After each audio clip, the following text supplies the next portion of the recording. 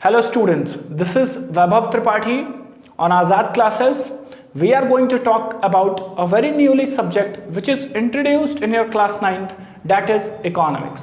अभी तक आप सोशल साइंस में हिस्ट्री, ज्योग्राफी और सिविक्स सब्जेक्ट्स पढ़ते थे, लेकिन अब क्लास 9th में आपका इंट्रोडक्शन एक बहुत ही न्यूली सब्जेक्ट से हो रहा है जिसका नाम है इकोनॉमिक्स। ठीक है, हिंदी में इसे अर्थशास्त्र कहते हैं। एक प्रोफेसर ने तो तक ये भी कहा है कि इकोनॉमिक्स को सोशल साइंस की क्वीन कहा जाता है। उन्होंने माना है, उनका स्टेटमेंट है कि economics is consider as a queen of the social science. अगर इसमें उस प्रोफेसर का नाम लेना चाहूँ so the name is professor Samuelson. बहरहाल वो तो प्रोफेसर की बात थी। हम आपको इंट्रोड्यूस करते हैं एक न्यूली सब्जेक्ट से इकोनॉमिक्स, क्योंकि ये ज़रूरी है। आगे हम जितने भी चैप्टर्स करेंगे उसके लिए एक बेसिक अंडरस्टैंडिंग ज़रूरी है जो मैं आपको दूंगा इस वीडियो के माध्यम से। इकोनॉमिक्स है क्या और साथ साथ में इसके कितने सेक्टर्स हैं इसको जानना बहुत ज़रूरी है। सो सबसे पहले तो दो वर्ड है, one is economy, okay, and second one is guys economics. So there is a basic difference between these two words. ठीक है, इकोनॉमी का मतलब वो होता है कि कोई भी कंट्री के लोग किस तरह से अपना जीवन यापन करते हैं, पैसा कमाते हैं और पैसा कमाने के बाद अपना गुजारा करते हैं, उसे हम कहते हैं economy. A country where people how earn money and as they earn money so how do they live, how do they survive in the society, so that particular word is considered as an economy. ये अलग अलग country की अलग अलग economy होती है। जैसे आप सुनते होंगे इंडियन इकोनॉमी, अमेरिकन इकोनॉमी, ठीक है, ब्रिटेन इकोनॉमी, चाइना वाले, ठीक है, चाइना इकोनॉमी। तो अलग अलग कंट्री की इकोनॉमी अलग अलग है कि उन कंट्रीज में लोग किस तरह से अपना जीवन यापन कर रहे हैं, किस किस तरह की पॉलिसी इंप्लीमेंटेड है, तो ये इकोनॉमी है। अगर मैं इकोनॉमिक्स की बात करूं तो इकोनॉमिक्स एक सब्जेक्ट है। इकोनॉमिक्स इज अ सब्जेक्ट, ठीक है, जिसे हम पढ़ते हैं और इस पूरे सब्जेक्ट में बहुत सारे आपको थियरीज पढ़नी है, बहुत सारे लॉस पढ़ने हैं, बहुत सारे डायग्राम्स भी पढ़ने हैं जब आप 11th-12th में आ जाओगे तो ये पूरा एक कंप्लीट सब्जेक्ट है। क्लियर है। हिंदी की अगर बात करें तो इस इकोनॉमी को हम हिंदी में अर्थव्यवस्था के नाम से जानते हैं, ठीक है, और इस इकोनॉमिक्स को हम हिंदी में अर्थशास्त्र के नाम से जानते हैं, ठीक है। So this is the difference between economy and economics. Now next topic if I would like to teach you, that is pillars of economy और पिलर्स ऑफ इकोनॉमिक्स। इकोनॉमिक्स के कौन कौन से पिलर्स होते हैं, यानी कौन कौन से आधार होते हैं। कुछ ऐसे शब्दों को जानना आपके लिए ज़रूरी है जो इकोनॉमिक्स के लिए एक बेसिक है, एक आधार है। जैसे कुछ वर्ड्स मैं बोर्ड पे लिखता हूं। First one is production, second is consumption, followed by distribution, exchange, capital, investment, saving, expenditure, etcetera, और भी बहुत सारे हैं। ये कुछ ऐसे वर्ड्स हैं जो आपको जानना जरूरी है बेटा। दीज आर द पिलर्स और basics of economics. First one is production. Production का मतलब उत्पादन, जो goods and services finally market में प्रोड्यूस की जाती है और प्रोड्यूस करने के बाद वो आपको मार्केट में सप्लाई की जाती है। जैसे आप कभी मार्केट गए होंगे, मतलब ये कौन सा यार मैं कैसा प्रश्न पूछ दिया तुमसे, लेकिन ठीक है, मार्केट तो तुम गए ही होगे। मार्केट जाने के बाद एक चीज़ कॉमन है कि आपको गुड्स एंड सर्विसेज दिखते हैं, या मैं बेसिकली अभी बात करूँ आपसे तो गुड्स दिखते हैं। गुड्स का मतलब यहाँ से आपको कॉपी किताब की दुकान दिखेगी, आपको कपड़े की दुकान दिखेगी, आपको खिलौने की दुकान दिखेगी, आपको मिठाई की दुकान दिखेगी, आपको जो है कि टीवी कूलर की दुकान दिखेगी, बहुत सारी चीज़ें हैं, मार्कर की दुकान दिखेगी, शर्ट की दुकान, बताया। तो इतनी सारी दुकानें आपको दिखेगी मार्केट में, दिखती है। ये सारे के सारे दुकान में जो भी गुड्स बिक रहे हैं, इन गुड्स को हम फाइनल गुड्स कहते हैं, ठीक है। और ये फाइनल गुड्स का जो प्रोडक्शन होता है, यानी कि इसी फाइनल गुड्स को जो बनाया जाता है, इसी वर्ड को हम कहते हैं प्रोडक्शन। यानी गुड्स का प्रोडक्शन होता है। करेगा कौन? फर्म्स करेंगी, फैक्ट्रीज करेंगी, इंडस्ट्रीज करेंगी, और ये लोग गुड्स को मैन्युफैक्चर करके या गुड्स को प्रोड्यूस करके मार्केट में सप्लाई करते हैं, डिस्ट्रीब्यूट करते हैं। और यहीं से एक और वर्ड, थर्ड वर्ड दिया हुआ है डिस्ट्रीब्यूशन, जो मैंने लिखा है। तो प्रोडक्शन होने के बाद गुड्स का सीधे इसे मार्केट में डिस्ट्रीब्यूट किया जाता है, और डिस्ट्रीब्यूट करने के बाद कंज्यूमर्स होते हैं। कंज्यूमर्स का मतलब खरीदार, हमारे आपके जैसे लोग को कंज्यूमर कहा जाता है, या इसे एक और नाम से जानते हैं कस्टमर। तो कंज्यूमर क्या करता है, गुड्स एंड सर्विसेज को परचेज करता है या कंज्यूम करता है, ठीक है, कंज्यूम करता है या यूज़ करता है। तो उसी कंज्यूम को या उसी यूज़ को या उसी इस्तेमाल करने के शब्द को हम कहते हैं कंजम्पशन, ठीक है। तो कंज्यूमर क्या करता है, गुड्स को कंज्यूम करता है, कंजम्पशन करता है। Fourth one is exchange. Exchange का मतलब होता है गुड्स एंड सर्विसेज का आदान प्रदान, ठीक है, एक्सचेंज करना, यानी कि प्रोडक्शन जो फर्म ने किया, ठीक है, फर्म ने प्रोडक्शन करने के बाद फिर वो मार्केट को सप्लाई किया, डिस्ट्रीब्यूट किया, कंज्यूमर ने उसे परचेज किया, तो गुड्स एंड सर्विसेज का एक्सचेंज अपने में हो गया। Next, capital. What is capital and what is investment? We have to understood this two basic words. Capital वो अमाउंट ऑफ मनी होता है जो कोई भी बिजनेसमैन अपने बिजनेस में फर्स्ट टाइम इंट्रोड्यूस करता है।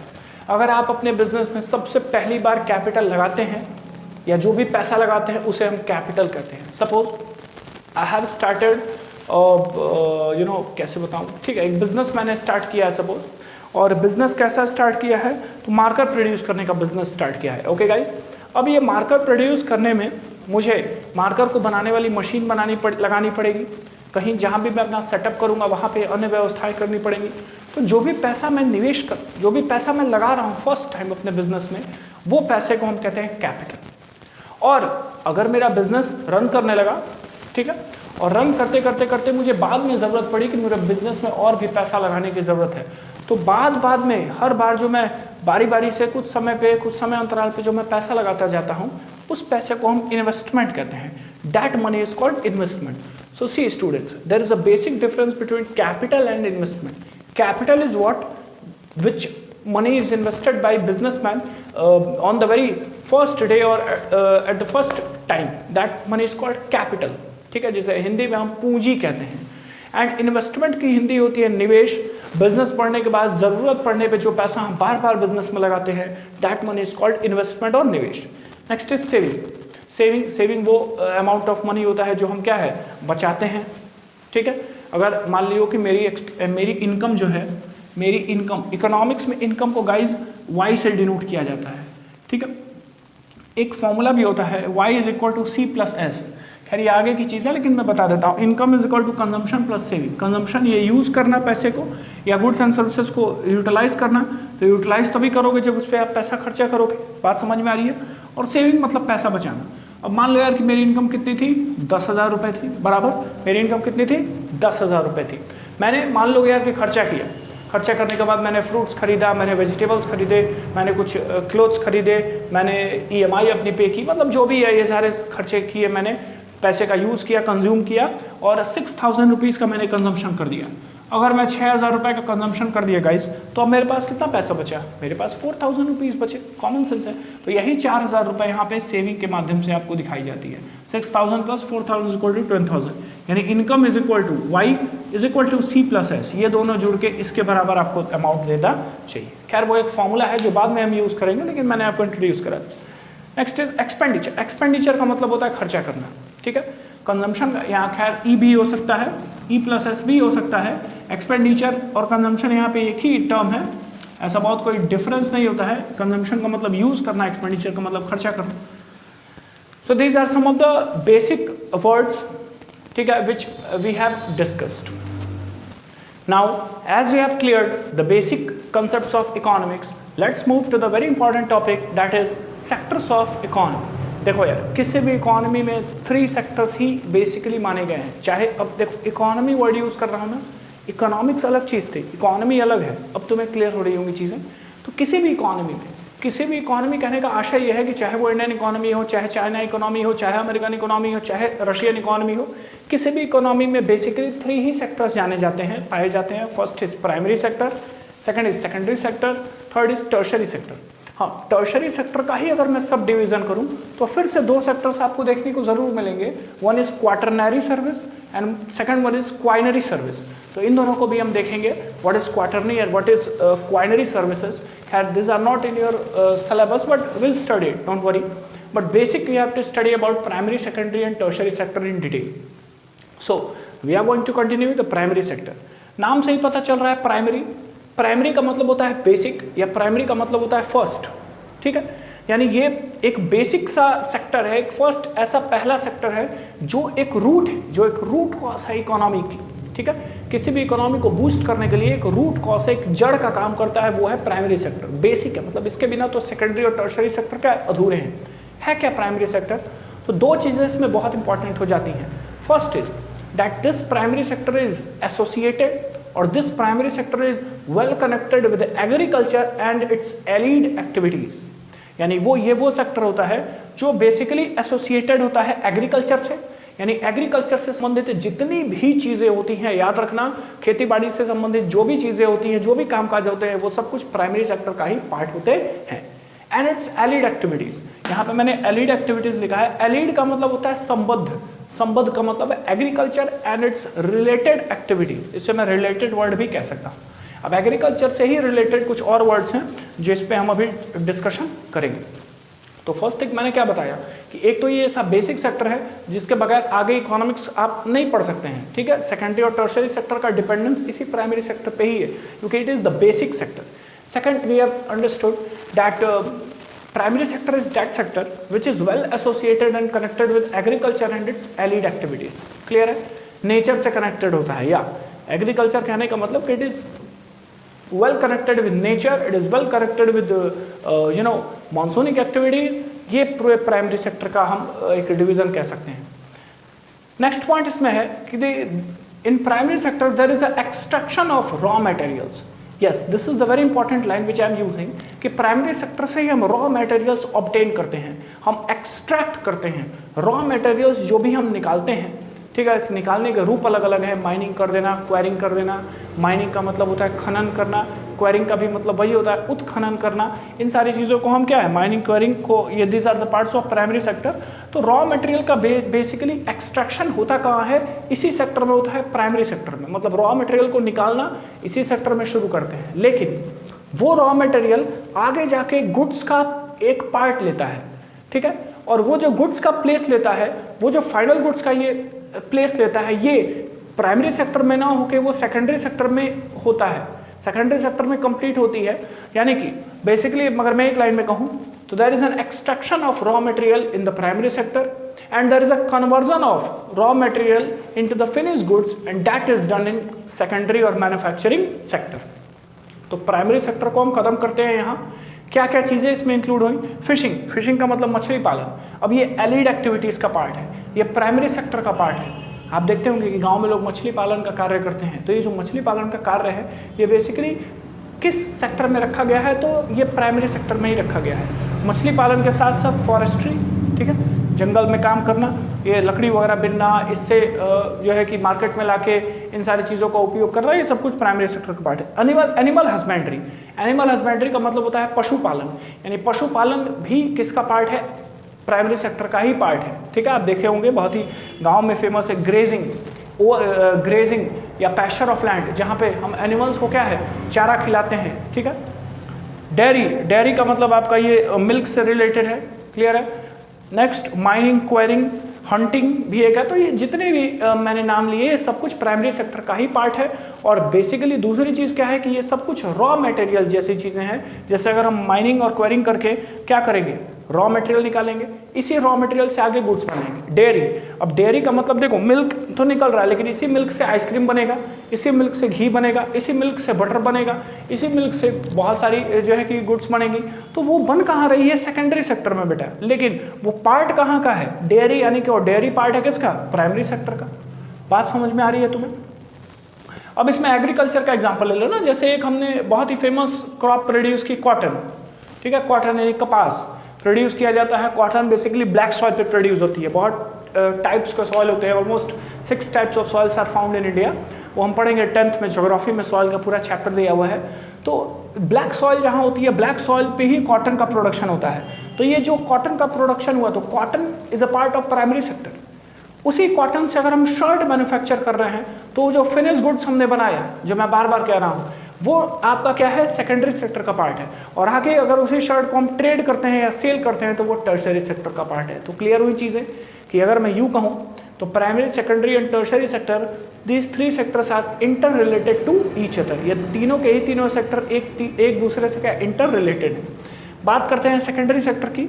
Secondary sector is also called manufacturing sector, इसको एक नाम से और जाना जाता है बेटा, वो है मैन्युफैक्चरिंग सेक्टर, जहां पे गुड्स को बनाया जाता है। यानी कि प्राइमरी सेक्टर की ही मदद से जो भी हमने रॉ मटेरियल एक्सट्रैक्ट किया था, अब इसको एक नेक्स्ट लेवल पे हम प्रोड्यूस करते हैं, ठीक है, तो उसे हम क्या है, सेकेंडरी सेक्टर कहते हैं। It means that the extraction of raw material which has been done past in the primary sector, now with the help of that raw material the finished goods is made, goods को तैयार किया गया, so this is being the part of secondary sector, conversion of raw material into finished goods। लेकिन अभी तक कहानी खत्म नहीं हुई है। जैसे अगर मैं वापस उसी कॉटन वाले एग्जाम्पल पे आऊँ, तो कॉटन पार्ट किसका था, बेसिकली प्राइमरी सेक्टर का। उस कॉटन से हमने ये फाइनल गुड्स एंड सर्विसेज बना लिया, शर्ट बना लिया।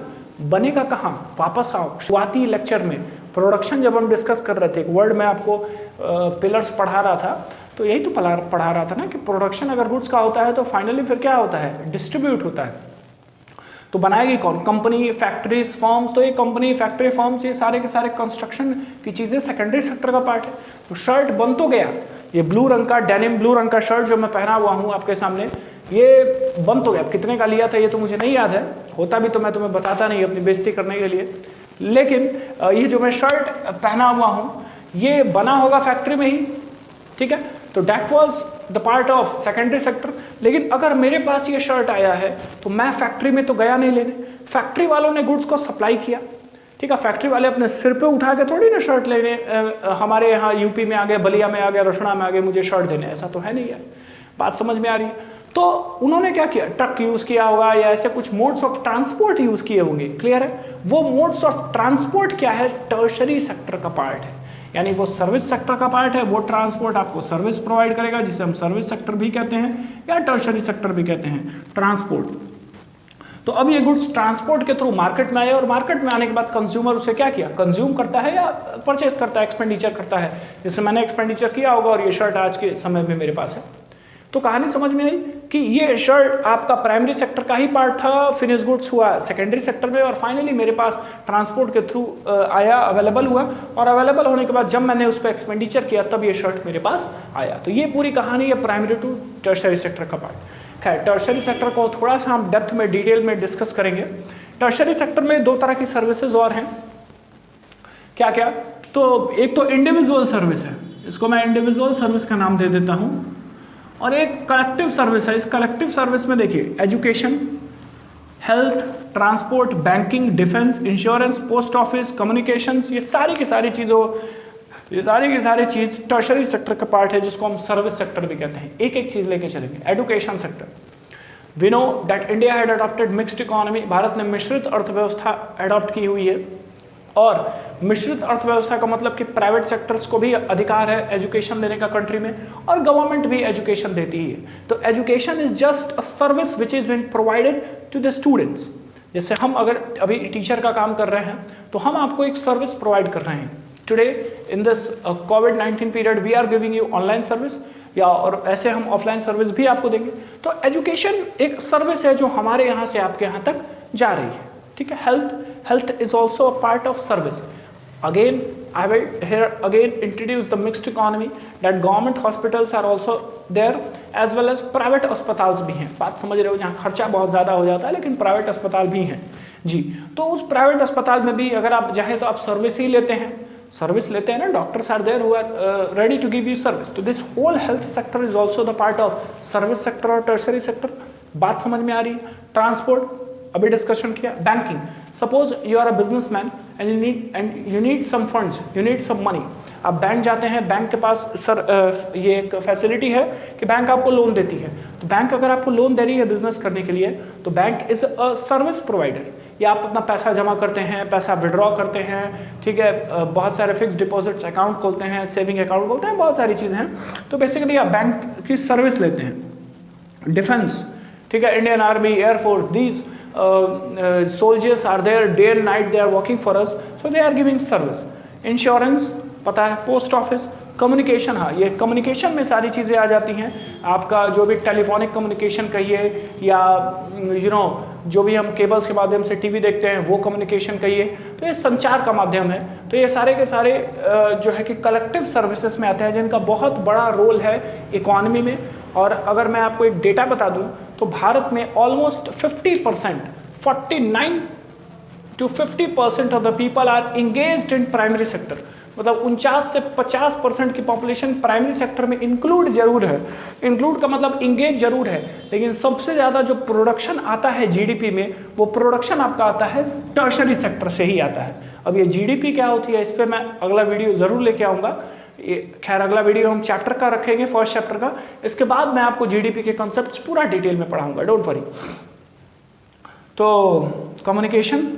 Next is individual service. Individual service में देखिए कुछ डॉक्टर्स, टीचर्स, वॉशरमैन यानी धोबी, एडवोकेट्स, ठीक है, मैंने हर लेवल के, चार्टर्ड अकाउंटेंट, ठीक है, professionalist who has done MBA, तो बहुत सारी फील्ड्स हैं जो इंडिविजुअल सर्विस के अंतर्गत आते हैं। ये लोग ऐसे हैं जो इंडिविजुअली सर्विस प्रोवाइड करते हैं, तो they are also the service provider, so they are also the part of basically tertiary sector. तो ये है प्राइमरी, सेकेंडरी और tertiary sector. There is an interconnection between these three sectors. मैंने आपको interconnection समझाया बड़े अच्छे से कि किस तरह से कॉटन वाला जो एग्जांपल था, ये सबसे बड़ा एक एग्जांपल था इंटरकनेक्शन का, कि कैसे ये थ्री सेक्टर्स इंटरकनेक्टेड हैं। और इंटरकनेक्टेड ही नहीं बेटा, ये तीनों सेक्टर्स इंटरडिपेंडेंट भी हैं। अगर आप सोचो ना, रॉ मटेरियल एक्सट्रैक्ट ही नहीं करोगे तो सेकेंडरी सेक्टर बनाएगा क्या? कुछ नहीं बना पाएगा। और जब बनेगा ही नहीं बेटा, तो ट्रेड क्या होगा? सर्विस किस चीज़ की प्रोवाइड करेंगे? कुछ नहीं। बात समझ में आ रही है? तो ये तीनों के ही तीनों सेक्टर एक दूसरे पे इंटरडिपेंडेंट भी हैं। अब बात आती है अलग से दो सर्विस की, जिन्हें नाम दिया गया है क्वार्टरनी सर्विस एंड क्वाइनरी सर्विस। ये क्वार्टरनी सर्विस और क्वाइनरी सर्विस भी टर्शरी सेक्टर के ही सब सेक्टर है। क्वार्टरनी सर्विस को बेसिकली मैं नॉलेज सर्विस या नॉलेज इकोनॉमी कहूँगा, या ज़्यादा भी जाता है। क्वार्टरनी सर्विस को एक नॉलेज सेक्टर कहा जाता है, जहाँ रिसर्च एंड डेवलपमेंट के कार्य होते हैं, जहाँ टेक्नोलॉजिकल डेवलपमेंट या टेक्नोलॉजिकल इंप्रूवमेंट के काम होते हैं, सॉफ्टवेयर पे काम हो रहे हैं, ठीक है। स्टैटिस्टिशियन है जो डेटा कलेक्ट कर रहे हैं, उस पर डेटा इंटरप्रिटेशन का काम हो रहा है। तो ये सारे काम आपके जो है कि क्वार्टरली सर्विस के पार्ट हैं, ठीक है। रिसर्च सेंटर समझा देता हूँ तुम्हें, डोंट वरी, एग्जाम्पल पे मैं तुम्हें समझा दूंगा। अभी जानते हो कि बहुत नाजुक स्थिति चल रही है देश में कोरोना की। तो अगर कोरोना की वैक्सीन मान लो भारत बनाता है, सपोज अभी तो यही है कि रशिया ने ही पॉजिटिव टेस्ट किया है, लेकिन अगर इंडिया की प्रोबेबिलिटी, अगर इंडिया भी वैक्सीन बना लेता है, तो इंडिया अगर बना लेता है तो हमारे आपके लिए बहुत बेनिफिट है, क्योंकि वैक्सीन आपको सस्ते में मिलेगी। अगर आप बाहर से, ये भी देखो इकोनॉमी का ही पार्ट है, इसीलिए मैं बता रहा हूँ, दूसरे देश से अगर तुम वैक्सीन मंगाते हो तो कंट्री ज़रूर देगी। इसलिए कंट्री देगी ना क्योंकि उससे सेल करना है। अब देखो यार, ये एडवांटेज होता है कुछ, जो कंट्री पहले वैक्सीन इस समय बना लेगी उसकी बहुत ज़्यादा सेल्स बढ़ जाएगी, रेपुटेशन भी बढ़ेगी, बहुत अच्छा काम भी कहा जाएगा, और यार पैसे के रूप में सेल्स बढ़ जाएगी, करोड़ों अरबों रुपए का व्यापार हो जाएगा, ठीक है। तो खैर भारत इंपोर्ट करेगा उसको तो पैसा लगेगा, लेकिन अगर भारत ही बनाया तो सोचो, भारत दुनिया भर को डिस्ट्रीब्यूट करेगा तो इंडिया के पास इनकम बेसिकली आएगी। खैर वो दूसरी चीज़ थी। मैं एग्जाम्पल पे बात कर रहा था कि अगर इंडिया ने वैक्सीन बना लिया, what I said that India successfully invented the vaccine of corona virus, तो ये वैक्सीन बनाने का जो प्रोसेस है ये पूरा रिसर्च का प्रोसेस है। आपको नहीं लगता है? एक रिसर्च किया जा रहा है, रिसर्च करने के सालों की रिसर्च चलेगी या खैर महीनों की रिसर्च चलेगी, और फिर वो वैक्सीन क्या है, तैयार होगी। बात समझ में आ रही है? तो वो जो रिसर्च एंड डेवलपमेंट का पार्ट है, इतना बड़ा ये रिसर्च किया गया है, ये सारी चीज़ें क्या है, क्वार्टरली सर्विस का ही पार्ट है। RBI, reserve bank of India, किस तरह से पॉलिसीज इंप्लीमेंट कर रहे हैं, क्या पॉलिसीज लगा रहे हैं, ठीक है। वो हमेशा ही नई नई टेक्नोलॉजी के साथ साथ रिसर्च करते रहते हैं। जैसे कि भाभा एटॉमिक रिसर्च सेंटर, ठीक है, होमी जहांगीर भाभा के नाम पे पड़ा था, तो वो भी एक रिसर्च सेंटर है। नासा, ठीक है। तो ये जो एरोनॉटिक स्पेस के जो रिसर्च सेंटर्स होते हैं, तो ये सब कुछ अगर मैं कहूँ तो क्वार्टरली सर्विसेज के ही पार्ट है, जो सोसाइटी में अपना कंट्रीब्यूशन भी देते हैं और कुछ अलग से इनोवेशंस करते हैं, क्रिएटिविटी लेके आते हैं, ठीक है। तो ये आपके क्वार्टरली सर्विसेज हुए। Alright, the last one is quinary service और क्वाइनरी सेक्टर। क्वाइनरी सर्विस बहुत इंटरेस्टिंग है। ये इसमें देखिए बहुत फ्यू पीपल्स होते हैं in quinary sector, there are very few peoples who are engaged in this service, but the things they do or the contribution of them whatever the contribution made by them or whatever the things they are doing, that had a very big impact on society. वो हमारे आपके जैसे आम लोगों पे बहुत ही बड़ा impact, बहुत ही बड़ा उसका एक प्रभाव पड़ता है, ठीक है। वो basically they are the top decision makers of the country. ये वैसे लोग होते हैं, बताऊंगा कैसे लोग हैं, आपको सारी चीज़ें क्लियर हो जाएंगी। बस आप अभी 1 मिनट थोड़ा सा मैं आपका अटेंशन लेना चाहूँगा। डैट ये वैसे लोग हैं, मैं फिर एक बार कह रहा हूँ, जो डिसीजन बनाते हैं और इनके डिसीजंस पे लोग वर्क कर रहे हैं। इन्हें पता है कि लोगों को कैसे ले चलना है, लोगों को कहाँ ले चलना है, दुनिया को किस तरफ आप मोड़ रहे हैं, किस चीज़ का आने वाले समय में ज़माना होने वाला है, प्रेडिक्शन करते हैं लोग। जैसे आप स्टॉक मार्केट का नाम सुने होंगे, तो स्टॉक मार्केट में आगे किस कंपनी के शेयर्स अच्छे होने वाले हैं, किस कंपनी के शेयर्स क्या है फॉल होने वाले हैं। तो ये प्रेडिक्शन आगे आने वाले 10 सालों में, आने वाले 20 साल, आने वाले 25 साल में हिंदुस्तान में किस चीज़ का मार्केट सबसे अच्छा होने वाला है, ये जो प्रेडिक्शन करने वाले लोग होते हैं, ये जो डिसीजन मेकिंग लोग होते हैं, ये लोग होते हैं क्वाइनरी सर्विसेज, ठीक है। अगर मैं एग्जाम्पल की बात करूँ तो जो पॉलिटिशियंस हैं, अगर मैं एग्जाम्पल की बात करूँ तो जो ब्यूरोक्रेट्स हैं, अगर मैं एग्जाम्पल की बात करूँ जो टॉप बिजनेस एग्जीक्यूटिव्स हैं, ठीक है। अगर मैं एग्जाम्पल की बात करूँ तो जो फाइनेंशियल एक्सपर्ट्स हैं, ठीक है, ऐसे लोग। अगर इंडिया में बात करें तो पॉलिटिशियंस तो आप जानते ही हैं, है कि नहीं यार। अगर हमारे सीएम आदित्यनाथ योगी अपने कैबिनेट के साथ बैठ के कुछ डिसीजन लेते हैं तो वो डिसीजन का इम्पैक्ट पूरे के पूरे उत्तर प्रदेश पे पड़ा कि नहीं, हो गया ना लॉकडाउन। तो इसी तरह से आपके नेशनल लेवल की बातें हैं, ठीक है। कुछ ब्यूरोक्रेट्स, जो कुछ अधिकारी हैं, ठीक है, जो बड़े लेवल के अधिकारी हैं, इनके भी कहीं ना कहीं डिसीजन मेकर्स होते हैं जिनकी बातें हमें सुननी पड़ती है। अगर मैं बिजनेस की बात करूँ तो अनिल अंबानी, क्या रतन टाटा, ऐसे लोग हैं जो कहीं ना कहीं रूल कर रहे हैं दुनिया को, ठीक है। इन्हें पता है कि आगे जाके बिजनेस कैसे होने वाला है, या आगे जाके हम लोगों को किस तरह से अच्छी जगह पे ले आएंगे जिससे हमारी सोसाइटी ग्रोथ करे, जिससे हमारी इकोनॉमी भी ग्रोथ करे। So these people are the part of quinary service. और ये क्वार्टरनी और क्वाइनरी सर्विस दोनों सर्विस सेक्टर के ही एक तरह से पार्ट हैं। और basically there are only 3 sectors, primary, secondary and tertiary. They are interrelated, they are interdependent. तो होप थोड़ा सा वीडियो बड़ा हो गया, लेकिन आपको चीज़ें ज़रूर क्लियर हो गई होंगी। आएंगे जो आपका चैप्टर नंबर 1 है इसके बाद उसके साथ। तो थैंक यू फॉर वॉचिंग। हाँ, इस चैनल को भी आप सब्सक्राइब कर दीजिएगा जिससे आपको नोटिफिकेशन मिले।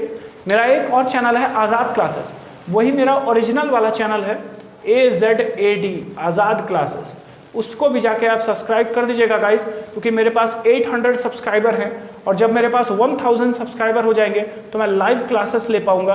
और अगर मैं लाइव क्लासेस लूँगा तो आपके कोर्स बहुत जल्दी फिनिश हो जाएंगे। Thank you very much.